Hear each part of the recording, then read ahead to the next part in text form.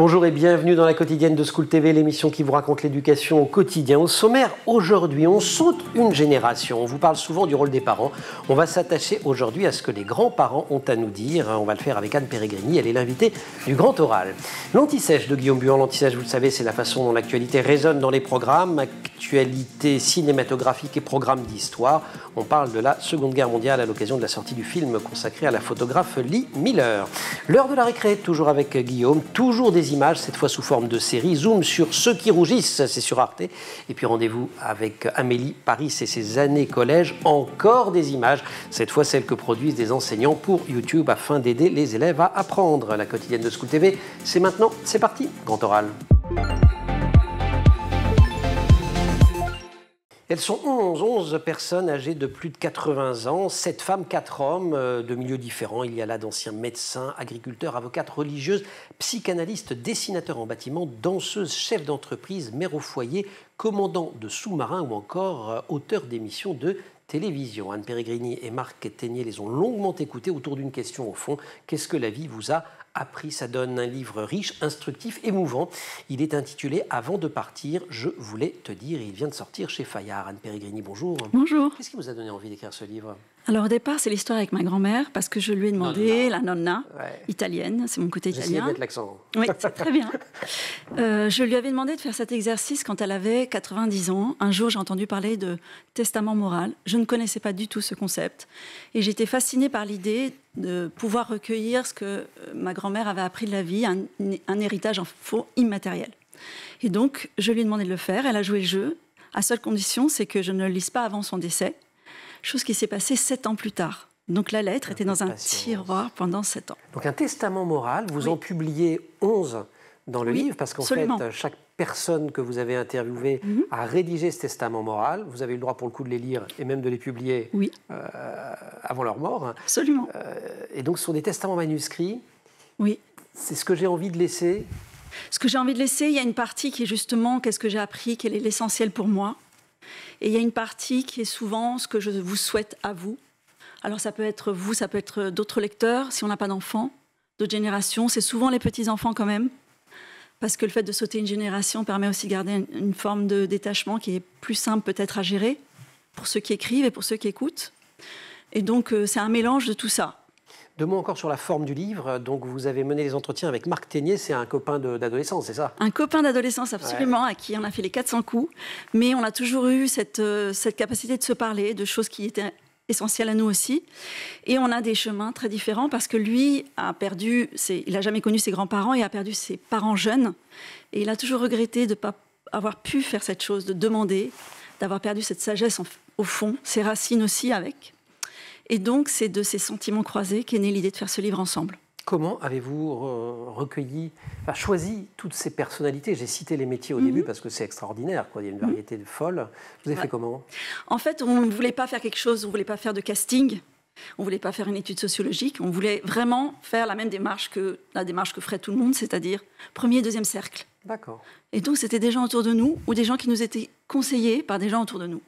Si on devait retenir une seule leçon traverse, je pense, à peu près tous les témoignages, c'est l'importance du lien. C'est d'ailleurs quasiment la fin. Alors, ce n'est pas tout à fait la fin du livre, mais c'est la fin du dernier témoignage.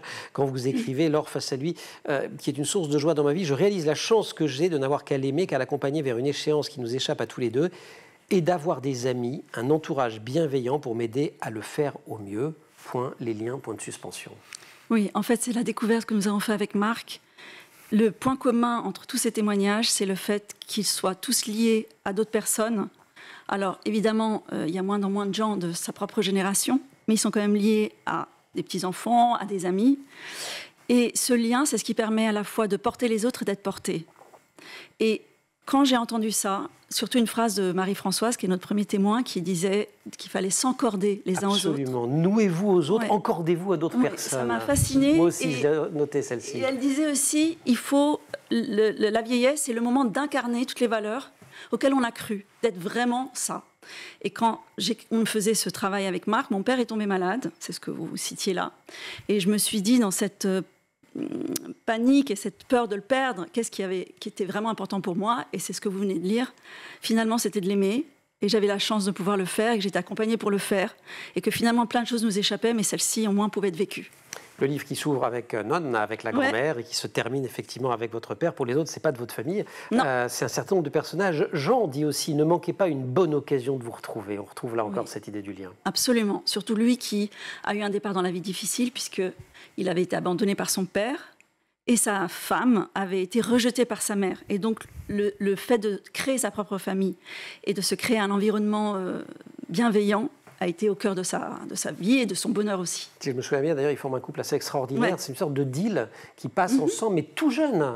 Lui disant, je vais finalement te protéger de cette famille dysfonctionnelle et toxique, et elle lui disant, mais moi je serai là. Toujours. Et l'autre promesse qu'ils se sont faite, c'est de jamais se coucher fâché. Et il nous a raconté une fois qu'il avait passé... Ils ont passé quelques nuits blanches. Voilà, exactement. Je sais, oui, je vous ai lu. C'était incroyable. C'est extrêmement drôle. Être accueilli par bien plus vieux que soi dans un dialogue ouvert, sans enjeu et sans pression, où il suffit d'être soi-même pour y entrer, est une expérience rare de liberté et tout aussi libératoire. Autre extrait de Avant de partir, je voulais te dire, c'est chez Fayard, signé Anne Péregrini, qu'on retrouve juste après L'Anti-Sèche de Guillaume Buran.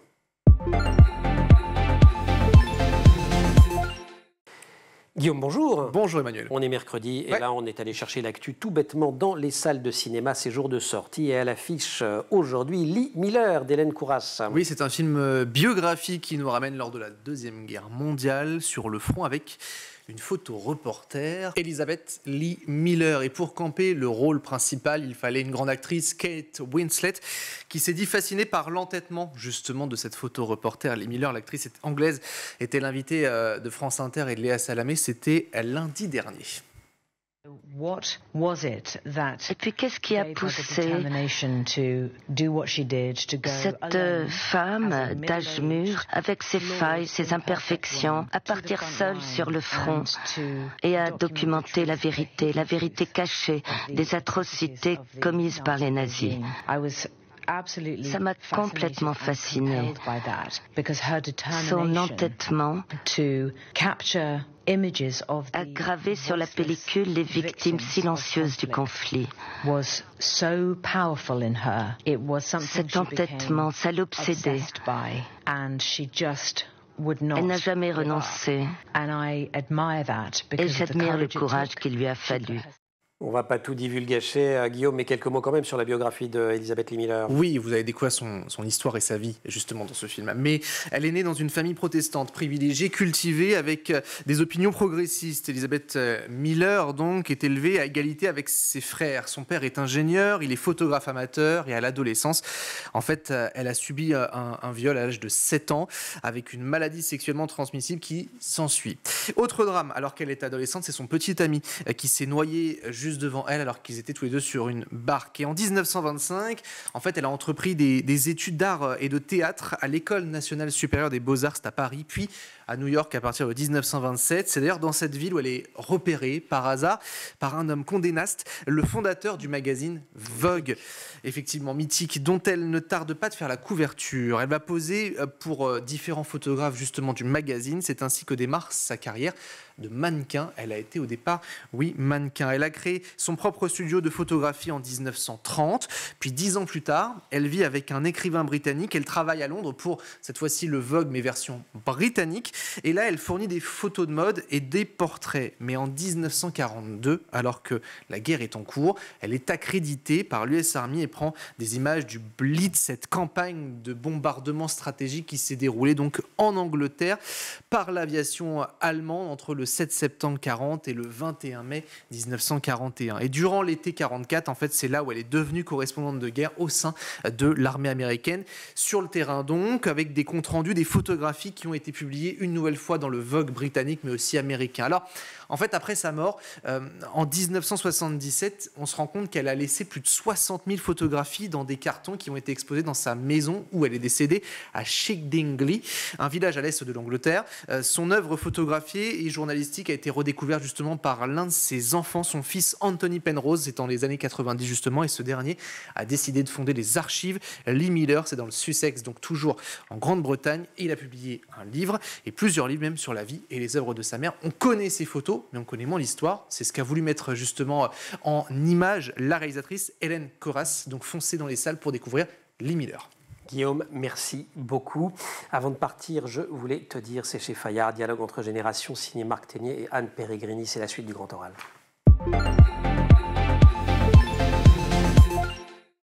Avant de partir, je voulais te dire, c'est aussi un livre d'histoire tout court, d'histoire sociale. Commençons par la grande histoire.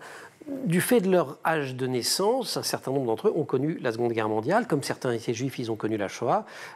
On va croiser ensuite la guerre d'Algérie. Il y a tout un socle que vous racontez. On peut lire votre bouquin aussi comme une traversée du siècle. Bien sûr, et on a été très surpris. On s'attendait beaucoup de récits sur la Deuxième Guerre mondiale. Et en réalité, il y en a eu beaucoup sur l'Algérie, qui a touché aussi bien les épouses des soldats qui partaient que les soldats eux-mêmes qui revenaient et qui n'avaient pas de place pour s'exprimer puisqu'on leur demandait de ne pas raconter. Et je me souviens de gens qui racontaient que quand il est rentré d'Algérie, il était bronzé forcément et on lui a dit c'était bien tes vacances. Et la violence de cette phrase lui a fait comprendre qu'il y avait un décalage énorme entre ce qu'il avait vécu et ce que la société pouvait entendre.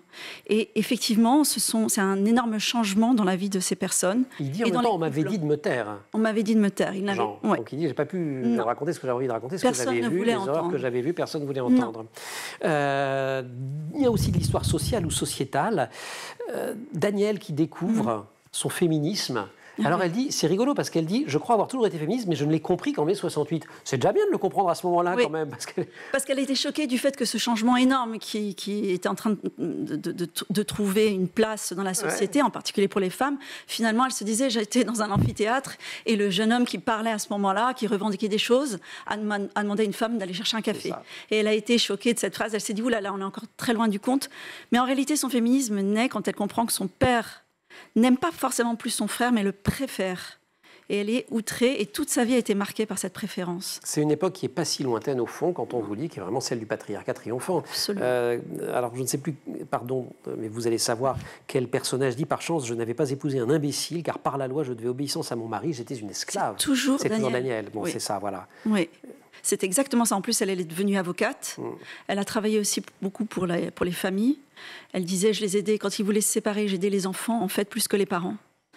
Et puis, elle a trouvé plein de causes. Elle s'est battue pour plein de choses. Et aujourd'hui, elle a 84 ans et elle est à la tête d'une association qui se bat contre l'excision féminine. Oui, elle continue. Elle fait la liste de ses combats dans le témoignage. C'est assez extraordinaire. Oui, on croise aussi quelques personnages mythiques, comme Françoise Dolto. Oui, absolument. Marie-Françoise, qui a été donc patiente de Françoise Dolto. Ouais. Effectivement, après, c'était pas le livre, c'était pas le sujet, mais il m'est arrivé en fin d'interview de lui demander quelques petits détails sur Françoise Dolto. Et donc, c'était une normalité. C'était, une normalité en même temps. Elle est devenue psychanalyste, donc ça a quand même dû beaucoup la marquer.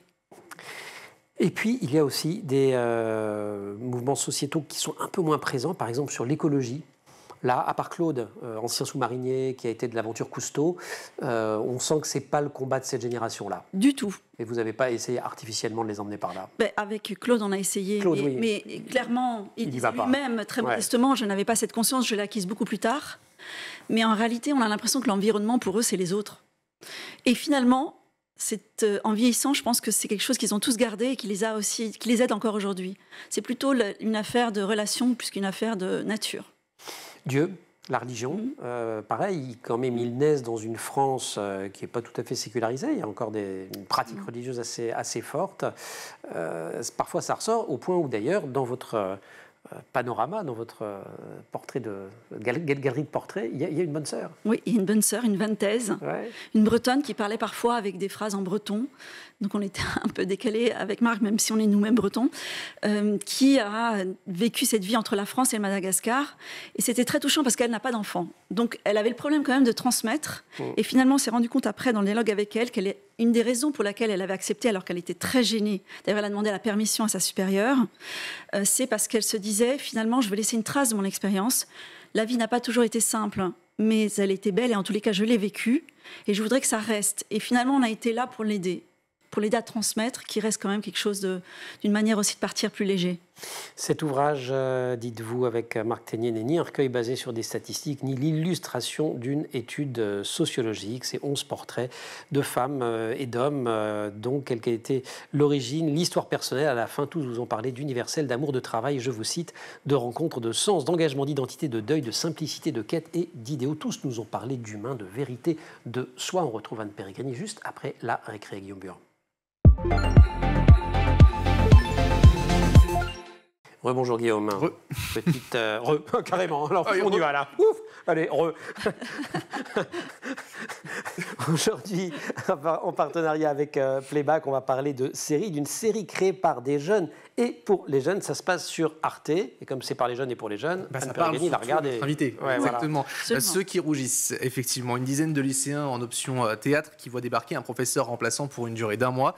Et alors qu'ils récitent Shakespeare, en gardant leur distance, l'enseignant coupe court à cette répétition.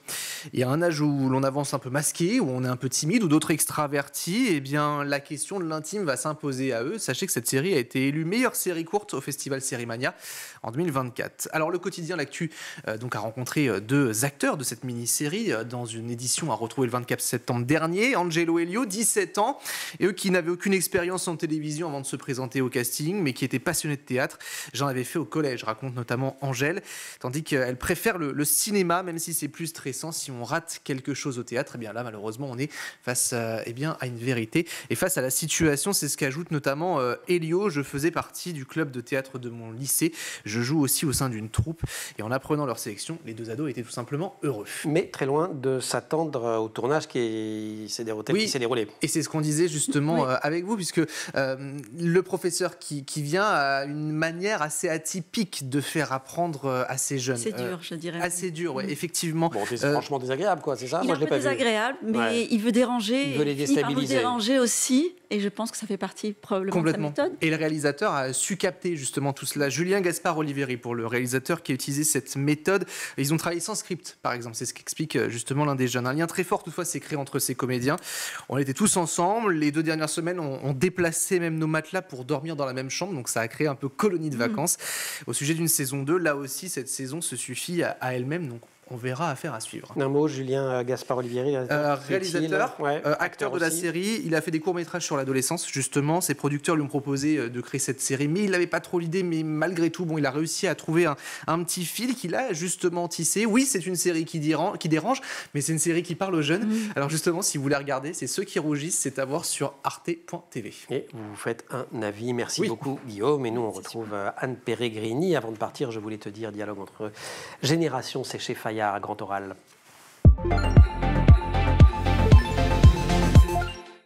Anne Péregrini, pour toutes ces personnes que vous avez interviewées, la question de la transmission est centrale. Qu'est-ce qu'ils souhaitent léguer avant tout aux jeunes générations?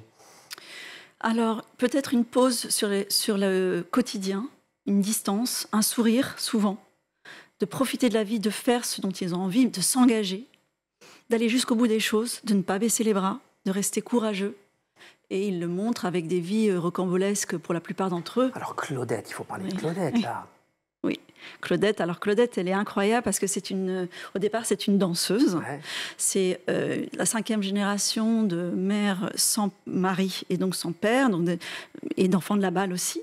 Donc venant d'artistes, grandit qu'avec des femmes, sa grand-mère et sa mère, dans une certaine misère, et qui devient une très grande danseuse, qui a dansé... Alors, justement, à Monaco, à Monte-Carlo, à New York, partout. Très grande, mais très petite. Et c'est son drame. Très petite, c'est ça. C'est-à-dire qu'elle ne connaît pas le succès, mais elle est là. Parce qu'elle n'a pas la taille, elle ne peut pas rentrer à l'opéra, elle ne peut pas faire tout ça, parce qu'elle est trop petite en taille, pour le coup, mais danseuse exceptionnelle. Oui. Donc on croise, elle croise, mais donc on croise en tant que lecteur. Joséphine Baker, Frank Sinatra, toute une vie incroyable, mais effectivement, sa force va devenir aussi... Elle va prendre le lead en devenant chorégraphe, monter sa troupe, tourner le monde entier, et puis tout d'un coup, le corps commence à lâcher. Et elle s'est dit, je ne pourrai plus danser, qu'est-ce que je vais faire? Je me sens encore très jeune, parce que Claudette a été très jeune plusieurs fois. Et donc, elle est revenue à un rêve d'enfance, qui était celui d'être actrice. Et là, elle a trouvé que personne, en fait, son visage âgé était un avantage. Elle s'est même teint les cheveux. Elle s'est vieillie, en fait. C'est ça qui est extraordinaire. Et encore aujourd'hui, elle est actrice. C'est la seule de nos témoins qui travaille encore. Elle dit mes mérites sont mes meilleurs amis, si je me souviens bien. C'est ça. Et belle histoire également de maternité. Elle veut vraiment pas d'enfant. Elle l'explique, vous la faites témoigner. Et puis la naissance de son fils, on est le 8 avril 1961. Et dit-elle, le plus beau jour de ma vie. Exactement. Parce que finalement, elle l'a embarqué dans sa vie. Et tous les deux vont former cette équipe. Elle va l'emmener partout dans le monde. Et comme c'est une bosseuse, elle a passé ça à son fils que nous avons aussi rencontré. Et elle travaille très très dur pour arriver là où elle est, parce qu'elle se dit on ne sait jamais ce qui va se passer demain. Et toute la vie, il l'a vécu comme ça. C'est un livre qui est gorgé de vie. D'ailleurs, on se dit que pour bien vieillir, il faut bien vivre. Oui, c'est ça le grand message qu'il donne. Oui. C'est ce qu'on retient, nous, en tous les cas, avec Marc, c'est Ouais. ce à quoi on a beaucoup réfléchi. Finalement, la vieillesse se prépare en amont, parce qu'effectivement, quand on nous parle de liens comme l'essentiel qui nous porte, les liens se construisent toute une vie. On n'arrive pas à 90 ans en se disant, tiens, j'aurais peut-être dû passer plus de temps avec faire mes 3 amis. copains, Voilà, c'est ça. c'est ça. Et en fait, on se rend compte qu'on a plutôt tendance à mourir comme on a vécu. Et cette vieillesse qui se prépare en amont, on y pense souvent du point de vue physique, santé, on trouve ça tous évident, mais psychologiquement aussi, c'est important un moment de s'arrêter et de se dire, voilà, mon petit bilan personnel. Et ce petit bilan est aussi possible parce qu'on se sent utile et encore aimé dans les yeux de quelqu'un. Quand on vous lit, on le fait un petit peu, le petit bilan dans son coin. Je ne vais pas vous partager le mien, mais vous. Ah oui, moi je l'ai fait. J'imagine que vous bien l'avez sûr. fait en faisant Bien ce sûr. travail. Mais je l'ai fait Ça au vous moment. a appris quoi sur vous? Ça m'a appris. Je me suis en tous les cas demandé où j'en étais de mes propres valeurs. Et ça a Ouais. été très fort quand mon père est tombé malade. Il va très bien aujourd'hui, entre parenthèses. Mais effectivement, où j'en suis, et on se rend compte, moi j'ai 52 ans, que oui, j'ai encore beaucoup de temps si je pense à leur vie.